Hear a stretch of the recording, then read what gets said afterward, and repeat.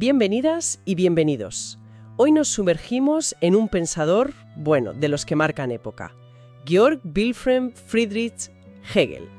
Tenemos extractos de un texto, Hegel, la historia es un proceso cuyo fin es la libertad, y la idea es desgranar un poco su visión de la historia y su famosa dialéctica. Exacto.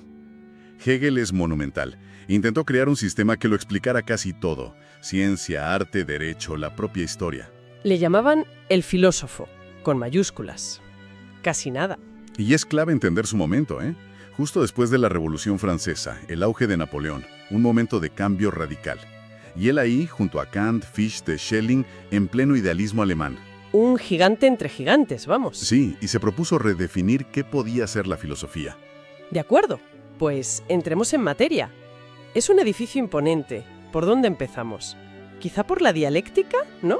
Suena... Es un poquito compleja, pero fundamental. Lo es. Pero la idea central, digamos, es revolucionaria. La contradicción no es un error, es el motor. ¿El motor de qué? Del pensamiento. Del pensamiento y de la realidad misma. Para Hegel, nada está quieto. Todo avanza por tensiones. Tienes una idea, una tesis. Vale. Que inevitablemente genera su opuesta, la antítesis. El choque. Exacto. Y de ese choque, de esa tensión, surge algo nuevo. La síntesis. Que no es una simple mezcla, ¿eh? Es una superación que conserva lo válido de las dos anteriores. O sea que el conflicto es... Necesario para avanzar. Es inevitable y, bueno, productivo si se resuelve en esa síntesis superadora. Es un método para entender el movimiento, la relación entre las partes y el todo. Hegel creía que así la razón podía ir más allá de los límites que le puso Kant. Entendido. Vale, otro concepto clave. El espíritu, Geist. ¿Qué es exactamente? Suena un poco abstracto. Sí, puede sonar así, pero no se refiere a algo etéreo, ¿eh? Es la conciencia humana, tanto la individual como, sobre todo, la colectiva, la que actúa y se desarrolla en el mundo. ¿Y su gran obra, la fenomenología del espíritu? Eso es. Narra precisamente ese viaje del espíritu. Empieza por la conciencia más básica, la sensible, luego pasa a la autoconciencia. Aquí entra lo del amo y el esclavo, ¿verdad? Esa lucha por el reconocimiento. Justo ahí.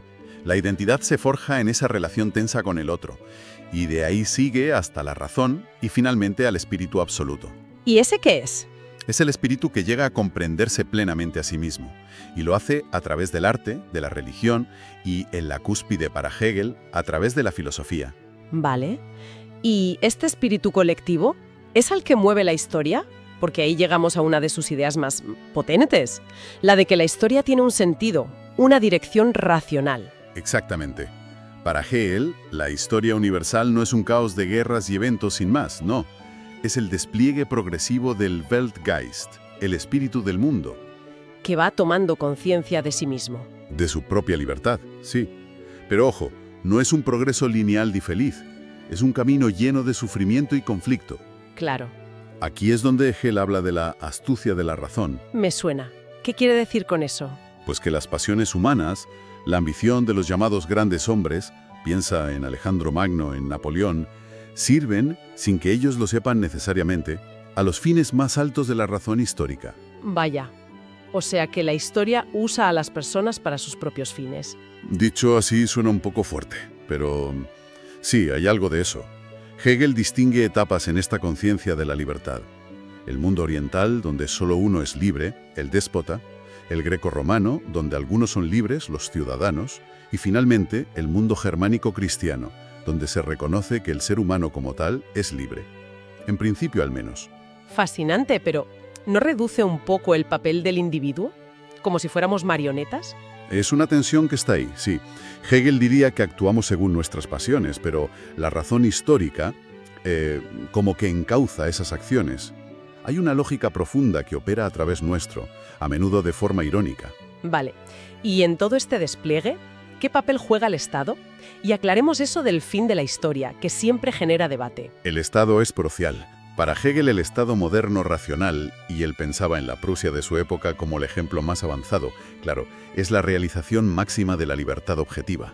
¿Libertad objetiva? Sí, donde la voluntad individual se armoniza con la voluntad general, a través de leyes e instituciones racionales.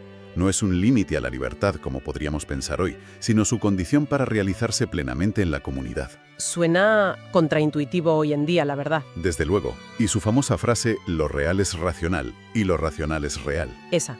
Ha traído cola. Justifica cualquier poder existente. Se ha interpretado de muchas maneras. No quiere decir que todo lo que exista sea bueno, más bien que la realidad profunda tiene una lógica que la razón puede captar, y que lo verdaderamente racional tiende a hacerse real. Pero sí, claro, se le acusó de justificar el statu quo prusiano. Entiendo la crítica. Y sobre el fin de la historia no significa que dejen de pasar cosas, sino que se habría alcanzado la forma sociopolítica definitiva, el Estado constitucional racional para que la libertad se realizara plenamente. Ya no habría, digamos, formas superiores por descubrir en lo político.